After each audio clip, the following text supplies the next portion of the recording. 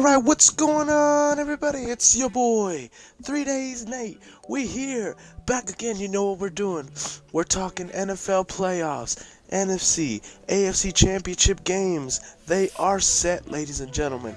It'll be the New Orleans Saints on one side, going up against the LA Rams on the other side. The AFC, we got the New England Patriots back for their 57th AFC Championship appearance, going up against the young, up-and-coming Kansas City Chiefs, who say their future is now. But first, let's talk about these divisional games that happened today. New England absolutely smacked LA out of the building, going into Foxborough. It's hard to win in January in Foxborough, man. That's why the home field is so vital for New England. It was a beating from the get-go. LA, they may have had the better team coming in, but in the end, you gotta go with Brady. You gotta go with Brady and Belichick. In January, they don't lose anything before the Super Bowl AFC Championship. That's just the bottom line. On the other side, we had the Saints. We had the defending Super Bowl champion Eagles. It was going to be a competitive ball game. Eagles been coming in hot. New Orleans, 13-3, best team in football all year. You know, they came in with the number one seed, home field advantage throughout the playoffs. You were expecting a great game. First play of the game, Drew Brees throws an interception trying to check it downfield. Eagles come back right at him, take a 7-0 lead, end up going up 14-all. New Orleans finishes with 20 unanswered points to win the game and secure their ticket in the NFC Championship. It was competitive throughout. You know, Drew Brees, he wasn't going to take a 14-0 lead in the halftime. His veteran experience came up clutch. He was able to cut the lead down to 10-14 with that big touchdown, and then leading them down to get the field goal right before halftime. Second half, that touchdown that was thrown by Hill, that play was electric. And unfortunately it was called back, but man, that Superdome is loud. I will tell you what, that Superdome is loud, man, and the Rams have to be concerned. Despite the holding call, New Orleans was still able to go down the field, go up 17-14, take that lead. They were able to secure a field goal later on, giving it to 20-14. They were in prime position to make it a two-possession game. Going down, and on third down, I believe they ran it with Kamara. Credit to Michael Bennett. He was able to bowl through that Saints offensive line and get Kamara behind the line of scrimmage, making it a harder field goal for Lutz. It ended up being a 53-yard field goal, I believe, and he missed it, giving the Eagles one last chance, and it looked like they might have been able to pull it off until on that unlikely slant from Alshon Jeffrey, the ball went right through his hands into Marshawn Lattimore, and that was it. Right into the hands of the Saints defender, and that secured the ticket for the New Orleans Saints. Kind of reminiscent of back when they won the 2009 Super Bowl. Remember when they played the Vikings in the Superdome in the playoffs? It was the NFC Championship. They picked off Brett Favre right before overtime. This is clutch. It kind of had me feeling that way when I saw it. That was the first thing that came up to my mind. But yeah, so Saints, it's going to be Saints and Rams in the NFC Championship. So I think it's more than perfect time. Let's break that game down right now. Alright, so this is what it's going to be. It's what we're going to get. The number 1 seed versus the number 2 seed, New Orleans Saints. 13-3. LA Rams, I believe, what were they? Probably 13-3 too, if I'm not mistaken. Top 2 teams. They played earlier in the season. Who won that game? The Saints won that game. I'm over here tripping, bro. I'm over here tripping like I don't know. Like I didn't watch that whole game.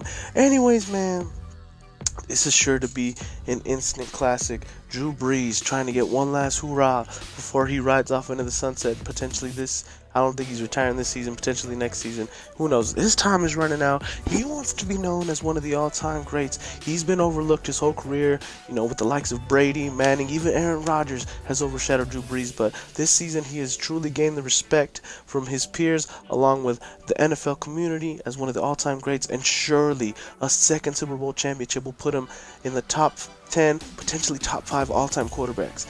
LA, they're coming into this game coming off a big win over my Dallas Cowboys, as Skip Bayless would say, and it saddens me to hear that. But I don't mind the Rams. They're a good football team. They got a lot of stars on on their team. It'd be good for the NFL for a team from Los Angeles to go into the Super Bowl. It'd definitely be good for ratings. The NFL, I'm sure they would hope that would happen. Todd Gurley, he's an animal. CJ McChicken Anderson, as I said in the last video, he's killing it. He killed us. I don't know if he's gonna be able to kill the Saints the way he killed us, but the Rams are stacked, man. This could potentially be a 43-40 game. I mean, it's insane how explosive these offenses are. The Rams, with Jared Goff, the quarterback of the future, trying to prove himself that he was worth the first overall pick back in 2016. You gotta believe that this is gonna be an instant classic. This may potentially set up a rivalry for the next couple of years.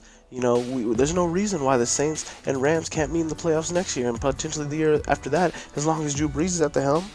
I mean, the Rams, they got all these young players. They're going to be here for a while. They're here to stay. They ain't going nowhere. I'm going to kind of look back at the regular season game they had in New Orleans earlier this year. LA, they fell short 35-45. Jared Goff had a pretty good game. 391 yards, 3 touchdowns, 1 interception. We're going over to the Saints side. We had Drew Brees. He had 346 yards, 4 touchdowns, no interceptions. Great game from Drew Brees. Surely he's going to put up a very similar performance whenever they meet next Sunday. Alvin Kamara, 82 yards on 19 carries. Not a bad day. Todd Gurley, only 68 yards for 13 carries. A little bit disappointing. He's surely going to want to try to bounce back, going to try to regain himself, especially after the hot game he just had against Dallas. I remember watching. It was a competitive game. Off the top of the dome, I don't really remember it exactly as the plays. I'd have to go back and look. But, the Saints came in hungry. At the time, the Rams were one of the, if not the, I believe they were the only unbeaten team left. I believe Kansas City had already lost. They were the only unbeaten team left, and the Saints were on a winning streak. They had won 6 in a row. They were coming in hot.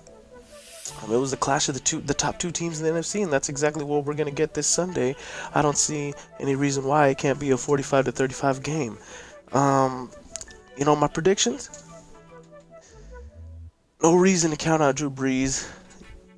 No reason to count out the Saints. Alvin Kamara, they play great as a unit, and they got these trickery plays. They use Hill to their advantage, really keeps the defense on their toes. I don't see any reason why they can't win it. But my pick, I'm going to have to go with the LA Rams. Just seeing them firsthand how they were playing against Dallas, coming off a bye. Todd Gurley hadn't played in almost a month. They were coming in maybe a little bit rusty, but no, they came out ready to play. You would think, but they came out ready to play. Aaron Donald, surely going to be the defensive player of the year. If Patrick Mahomes didn't have the season he had, he would potentially be up for MVP right now. I'm picking the Rams to take out the Saints at home. It's gonna be tough. It's gonna be nasty. It's gonna be gritty. But with the Aaron Donald, Jared Goff, Todd Gurley, the loss, the redeeming. They're gonna want to avenge that loss they had in the regular season. I don't see a reason why the LA Rams can't take out the Saints in their own Superdome and move on to the Super Bowl. So that's my pick. I've got the Rams going over New Orleans in a very high-scoring 38-35 game coming down to the last drive. Don't at me, all right? But, yeah. I'm picking the Rams, but like I said, ain't no reason the Saints can't win this game. I don't mind either team. I really just kind of want the Rams to win a little more. That way, if they do win the Super Bowl, I can have an excuse as a Dallas Cowboys fan. We'll say, well, at least we lost to the Super Bowl champions. You know what I'm saying? And my Dallas Cowboys fans, they know what I'm talking about right there. So that's enough for this game. Let's go on to the next game. Right, so here we go. We're going to go right into the AFC Championship game. It's going to be Tom the GOAT Brady, once again, leading the New England Patriots up against Kansas City Chiefs. Patrick Mahomes from Texas Tech University. It's sure to be an instant classic. Just like the other side, it's going to be the number 1 and number 2 seeds. Both teams met earlier in the regular season.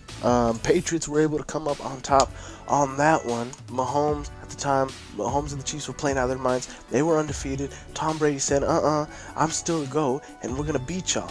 On a Sunday night, prime time lights, it was an amazing game. Patrick Mahomes, he showed himself out. He played out. He balled out.